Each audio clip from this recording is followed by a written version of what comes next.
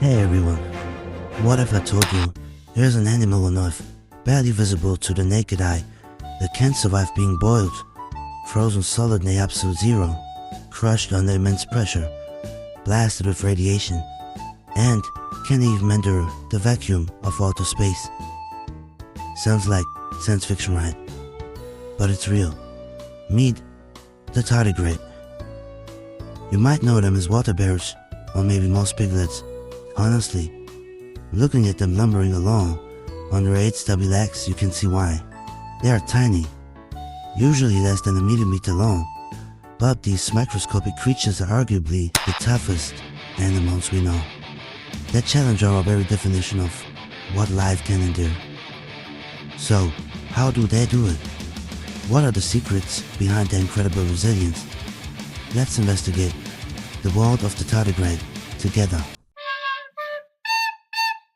First off, what is a tardigrade?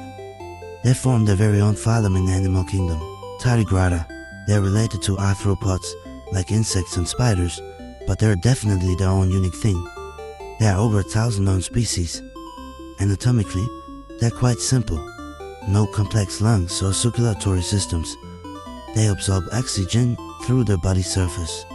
They have a basic nervous system, a simple gut, and this distinctive tubular mouth with sharp stylets they use to pierce their food, usually plant cells, bacteria, or sometimes even other tiny animals. And they live, well, pretty much everywhere, from the highest mountains to the deepest oceans, Antarctica to the tropics. You've probably got thousands, maybe even millions, living in the moss or lichen in your own backyard right now, just waiting for a drop of water. That's the key. They need at least a film of water to be active. Their ability to spread globally is directly linked to their superpower, something called Cryptobiosis. Cryptobiosis. It literally means hidden life. It's a state where the tardigrade shuts down its metabolism almost completely. And we are talking less than 0.01% of normal activity, essentially entering a state of suspended animation to survive hostile conditions.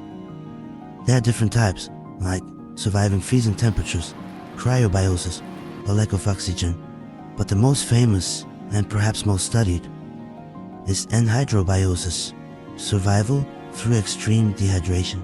When the watery home dries up, many tardigrades don't just die, they perform an incredible transformation.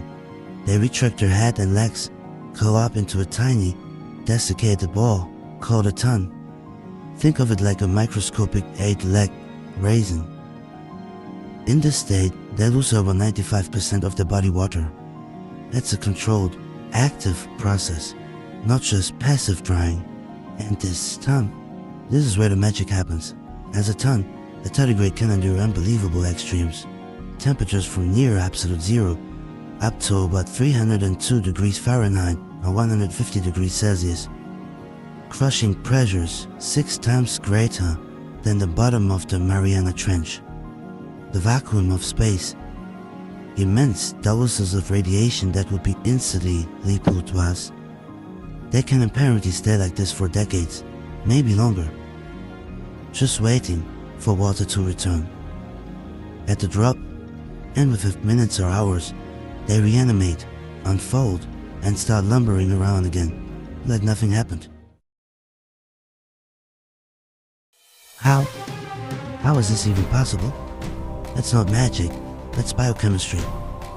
An unique molecular toolkit honed over millions of years. The key idea is replacing water. As the tardigrade dries out, special molecules fill the space water leaves behind, protecting vital cell structures. One important player is a sugar called trehalose, which helps stabilize membranes, but tardigrades often don't have huge amounts of it. Their real secret power seems to be a unique set of proteins, intrinsically disordered proteins, or IDPs. These aren't like normal proteins with fixed shapes. They are flexible, almost fluid-like. When stress hits, particularly during drying, this IDP spring interaction. Some, like the CAHS proteins, form a kind of protective, glassy gel inside the cells, preventing collapse and essentially putting cellular processes into stasis. Others might protect components outside the cells or within crucial organelles, like mitochondria. Scientists are so impressed, they are using these proteins to stabilize life-saving medicines without refrigeration. And then there's the radiation resistance. How do they survive doses that would obliterate our DNA? Partly through incredible efficient DNA repair systems, but they also have another unique trick, a protein aptly named DSUP, which stands for damage suppressor. This amazing protein literally wraps around the tardigrade's DNA, acting like a physical shield against damage from radiation or harmful chemicals. It's so effective, putting DSUP into human cells in the lab makes them more radiation resistant. Now, it's not quite as simple as just borrowing these proteins for ourselves. Recent research showed DSUP can actually be toxic to certain types of human nerve cells, even by protecting others.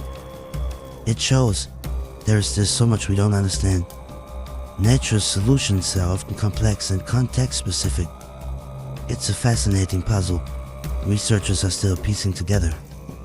There was even a theory for a while that tardigrades got their superpowers by stealing genes from other organisms through horizontal gene transfer. That turned out to be mostly contamination in the samples though. It seems these incredible abilities are largely homegrown evolutionary innovations. The amazing thing is, you don't need a high-tech lab to find these survivors. You can likely find them yourselves. Grab some moss or lichen from a tree or wall, soak it in water overnight, squeeze it out, and search the water under a simple microscope. With a bit of patience, you might just spot a tiny Waterbear slowly moving along. It's incredible citizen science potential. So, why should we care about these microscopic marvels? Well, beyond the sheer coolness factor, and let's be honest, they're incredibly cool. Tardigrades push the boundaries of our understanding of life itself. They show us what's possible, and the potential applications are staggering. Imagine stable vaccines that don't need refrigeration, crops that can survive extreme droughts, or even new ways to protect astronauts from the hazards of space travel. Tardigrades hold clues to all of this. There are tiny paradoxes, simple creatures equipped with some of the most sophisticated survival machinery known to biology. They remind us that resilience can be found in the most unexpected places, and that there's still so much wonder left to discover, even in a drop of water from the moss on our doorstep. The story of the tardigrade is far from over.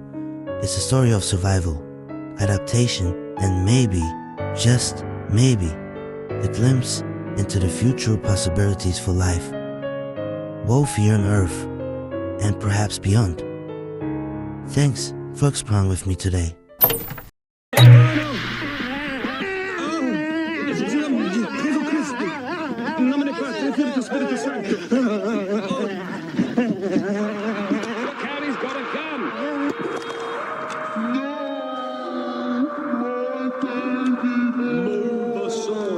That's the mother, Rick!